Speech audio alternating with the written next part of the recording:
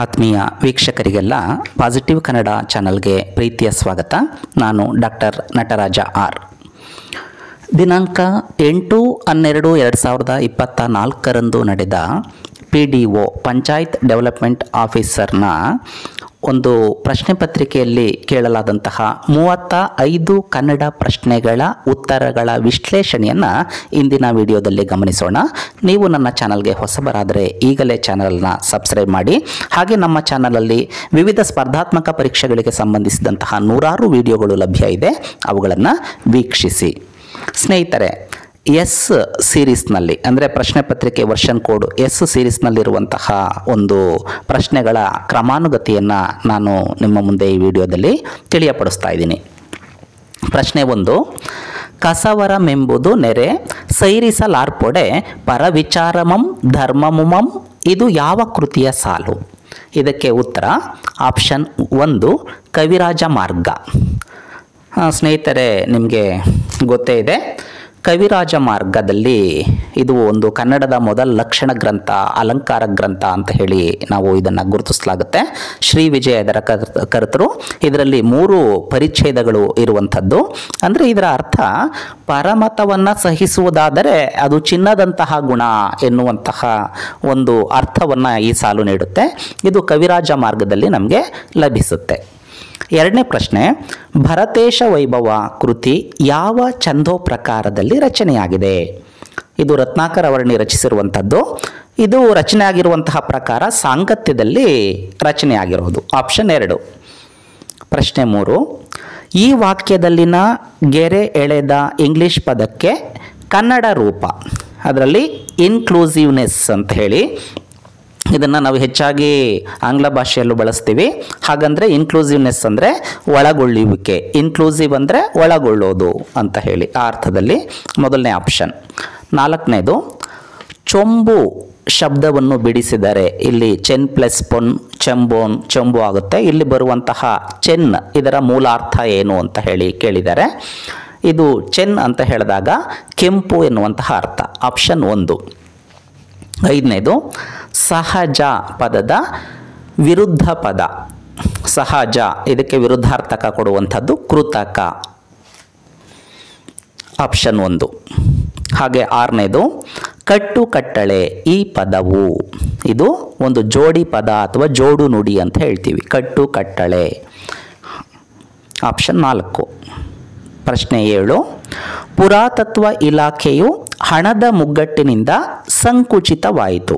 ಇಲ್ಲಿ ಗೆರೆ ಎಳೆದಂತಹ ಪದ ಮುಗ್ಗಟ್ಟು, ಇದರ ಸರಿಯಾದ ರೂಪ, ಇದಕ್ಕೆ ಆಪ್ಷನ್ 3 ಮುಗ್ಗಟ್ಟು. ಗಾಗೆ ಗಾವತ್ತು, ಟಾಗೆ ಟಾವತ್ತು ಎಲ್ಲವೂ ಅಲ್ಪ ಪ್ರಾಣಗಳು. ಪ್ರಶ್ನೆ 8, ತೋರ ಪದದ ಅರ್ಥ, ತೋರ ಅಂದರೆ ದಪ್ಪ ಅಂಥೇಳಿ. ಆಪ್ಷನ್ 2. ಪ್ರಶ್ನೆ 9, ಗದ್ಯಾಣ ಎಂದರೆ, ಗದ್ಯಾಣ ಅಂದರೆ ಇದು ಒಂದು ಹಣದ ರೂಪ ಅಂತ. ಆಪ್ಷನ್ 1. ಪ್ರಶ್ನೆ 10, ನೇಸರು ಇದು ಯಾವ ಪದ ಅಂತ ಹೇಳಿ ಕೇಳಿದರೆ, ಇಲ್ಲಿ ದೇಶ ಅನ್ಯ ದೇಶ ಶಬ್ದಗಳಿವೆಲ್ಲ ಹೇಳ್ತೀವಲ್ಲ, ಹಾಗೆ ಇದು ಒಂದು ದೇಸಿ ಪದ. ಆಪ್ಷನ್ 2. ಪ್ರಶ್ನೆ 11, ಇಲ್ಲಿ ಸ್ಥಾನಪಲ್ಲಟವಾಗಿರುವಂತಹ ಪದಗಳನ್ನು ಅರ್ಥಬದ್ಧವಾಗಿ ಜೋಡಿಸಬೇಕು. PQRS ಕೊಟ್ಟಿದ್ದಾರೆ. ಇದಕ್ಕೆ ಆನ್ಸರ್ ಆಪ್ಷನ್ 1 RQPS. ಪ್ರಶ್ನೆ 12, ಡುಂಡುಚಿ ಎಂದರೆ, ನೋಡಿ ಡುಂಡುಚಿ ಅಂತ ಅಂದರೆ ಇದು ಒಂದು ವಾದ್ಯ. ಆಪ್ಷನ್ 1. ಪ್ರಶ್ನೆ 13, ಚೆಕ್ಕುಬಂದಿ ಪದದ ಮೂಲ ಅಂಥೇಳಿ. ಚೆಕ್ಕುಬಂದಿ ಅಂದರೆ ಸ್ನೇಹಿತರೆ ಗೊತ್ತೇ ಇದೆ, ಜಮೀನನ್ನು ನಾವು ಉದ್ದ ಅಗಲವನ್ನು ಸೂಚಿಸೋದಕ್ಕೆ ಬಳಸುವಂತಹ ಪದ ಚೆಕ್ಕುಬಂದಿ ಅಂತ ಹೇಳ್ತಾರೆ. ಜಮೀನನ್ನು ಚೆಕ್ಕುಬಂದಿ ಹೇಳಿ ಅಂತ ಹೇಳಿಬಿಟ್ಟು. ಇದು ಪಾರ್ಸಿ ಮೂಲದಿಂದ ಬಂದಿರುವಂಥದ್ದು. ಆಪ್ಷನ್ 4. ನಂತರ ಪ್ರಶ್ನೆ 14, ಧಾತುವಿಗೆ ಲಿಂಗ ವಚನ ಪುರುಷ ವಾಚಕಗಳನ್ನು ಸೇರಿಸುವ ಪ್ರತ್ಯಯ.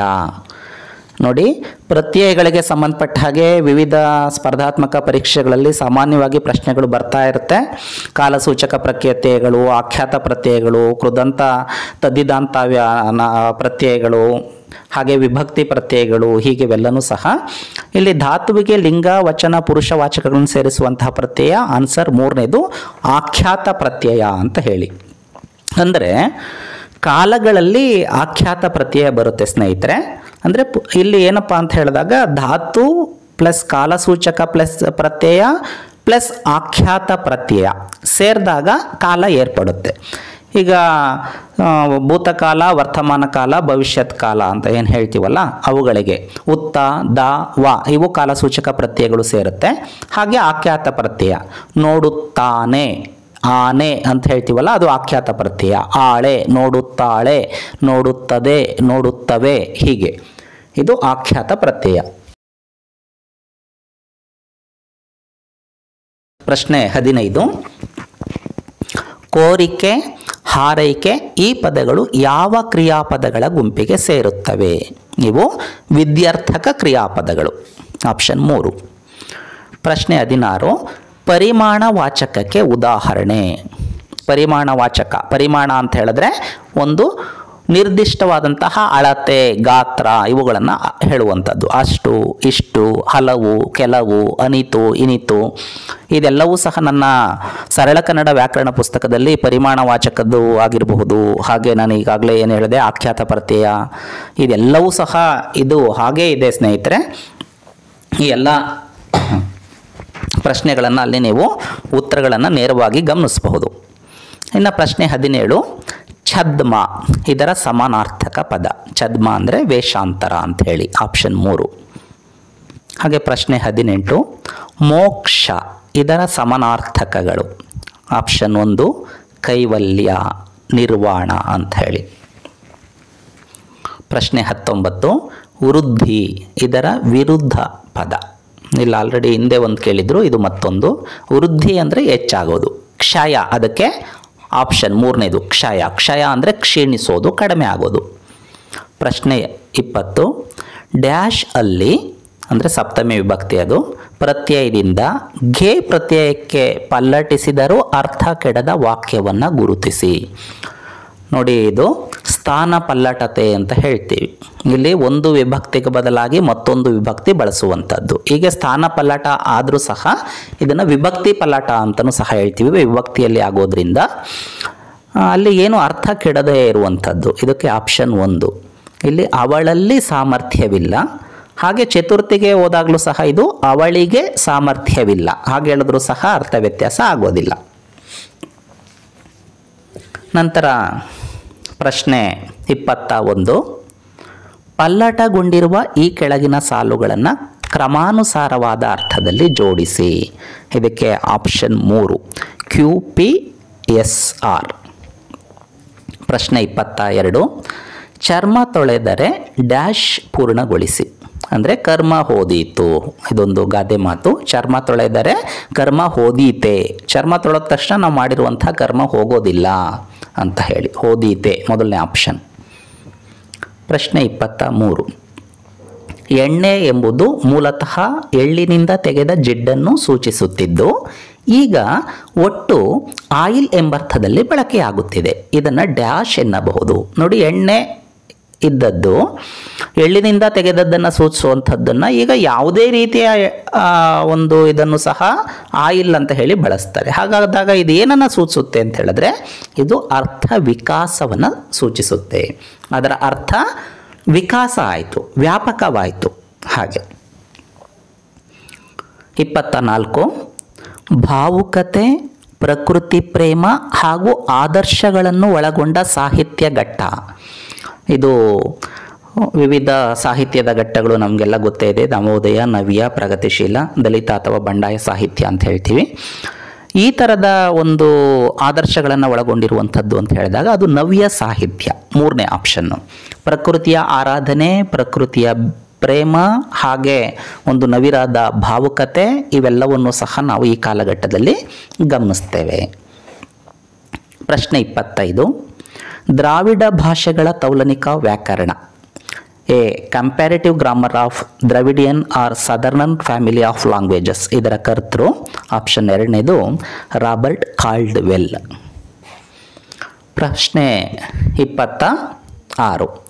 ಉಪೋದ್ಘಾತ ಈ ಶಬ್ದದ ಸರಿಯಾದ ರೂಪ ಅಂದರೆ ಇಲ್ಲಿ ಭಾಷೆಯ ಸರಿ ತಪ್ಪು ರೂಪ ಅಂತ ಹೇಳ್ತೀವಲ್ಲ ಅದನ್ನು ಹೇಗೆ ಸರಿಯಾಗಿ ಬರಿಬೇಕು ಅಂತ ಹೇಳಿದಾಗ ಆಪ್ಷನ್ 2ನೇದು ಉಪೋದ್ಘಾತ. ಅಲ್ಲಿ ಮಹಾಪ್ರಾಣದ ಘ ಒತ್ತಕ್ಷರ ಬರಬೇಕು. ಉಪೋದ್ಘಾತ ಅಂತ ಹೇಳಿದಾಗ ಇದನ್ನು ಬಿಗಿನಿಂಗ್ ಅಂತ ಹೇಳ್ತೀವಿ ಅಥವಾ ಕಮೆನ್ಸ್ಮೆಂಟ್ ಅಂತ ಹೇಳ್ತೀವಿ ಅಥವಾ ಕನ್ನಡದಲ್ಲಿ ಮುನ್ನುಡಿ ಅಥವಾ ಪೀಠಿಕೆ ಅಂತ ಹೇಳ್ತೀವಲ್ಲ ಆ ಅರ್ಥದಲ್ಲಿ ಬಳಸುವಂತಹ ಶಬ್ದ. ಪ್ರಶ್ನೆ 27. ಈ ಕೆಳಗಿನ ವಾಕ್ಯಗಳನ್ನು ಕ್ರಮಬದ್ಧವಾಗಿ ಜೋಡಿಸಿ. ನೋಡಿ, ಇದು ಬಹುಶಃ 3ನೇ ಪ್ರಶ್ನೆ. ಈಗ ಆಲ್ರೆಡಿ ನಾವು ಆರ್ಡ್ರಲ್ಲಿ ಜೋಡಿಸುವಂಥದ್ದು ವ್ಯವಸ್ಥಿತವಾಗಿ. ಇದಕ್ಕೆ ಉತ್ತರ ಆಪ್ಷನ್ 1 RPSQ. ಪ್ರಶ್ನೆ 28. ನರಸಿಂಹ ವೈರಿ ಶಬ್ದದ ಅರ್ಥ. ಹಾಗಂದರೆ ಚಂದ್ರ ಅಂತ ಹೇಳಿ. ಪ್ರಶ್ನೆ 29.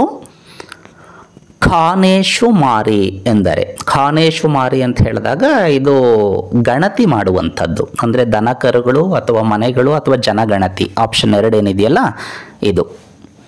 ಸ್ನೇಹಿತರೆ, ಪ್ರೋತ್ಸಾಹಕ್ಕಾಗಿ ಈ ವಿಡಿಯೋಗೆ ಲೈಕ್ ಕೊಡಿ, ಹಾಗೆ ಅಗತ್ಯವಿರುವ ನಿಮ್ಮ ಸ್ನೇಹಿತರಿಗೆ ವಿಡಿಯೋನ ಶೇರ್ ಮಾಡಿ. ಹಾಗೆ ನಮ್ಮ ಚಾನಲಲ್ಲಿ ಕನ್ನಡ ವ್ಯಾಕರಣಕ್ಕೆ ಸಂಬಂಧಪಟ್ಟಂತಹ 100 ವಿಡಿಯೋಗಳು, ಕನ್ನಡ ವರ್ಣಮಾಲೆಯಿಂದ ಪ್ರಾರಂಭ ಮಾಡಿ ಛಂದಸ್ಸು, ಸಾಹಿತ್ಯ ಚರಿತ್ರೆ, ಸಮಾನಾರ್ಥಕ ಪದಗಳು, ವಿರುದ್ಧಾರ್ಥಕ ಪದಗಳು, ತತ್ಸಮ ತದ್ಭವಗಳು, ನುಡಿಗಟ್ಟುಗಳು, ಹೀಗೆ ಎಲ್ಲ ವಿಡಿಯೋಗಳು ಸಹ ಲಭ್ಯ ಇದೆ. ಇದರ ಜೊತೆಗೆ TET ಹಾಗೆ FDA, SDA ಹೀಗೆ ಹಿಂದಿನ ಹಲವಾರು ಪ್ರಶ್ನೆ ಪತ್ರಿಕೆಗಳ ವಿಶ್ಲೇಷಣೆ ಇದೆ. ಇದರ ಜೊತೆಗೆ ಮೋಟಿವೇಶನಲ್ ವಿಡಿಯೋಗಳು ಹಾಗೆ ವಿವಿಧ ಪ್ರವಾಸಿ ಸ್ಥಾನಗಳ ಪರಿಚಯದ ವಿಡಿಯೋಗಳು ಸಹ ಲಭ್ಯ ಇದೆ. ಅಗತ್ಯ ಇರುವವರು ಅವುಗಳನ್ನು ವೀಕ್ಷಿಸಿ. ಇನ್ನು ಪ್ರಶ್ನೆ 30. ಕನ್ನಡ ಇಂಗ್ಲಿಷ್ ನಿಘಂಟಿನ ಕೆಲಸಕ್ಕೆ ಡಾಕ್ಟರೇಟ್ ಪಡೆದವರು ಅಂಥೇಳಿ.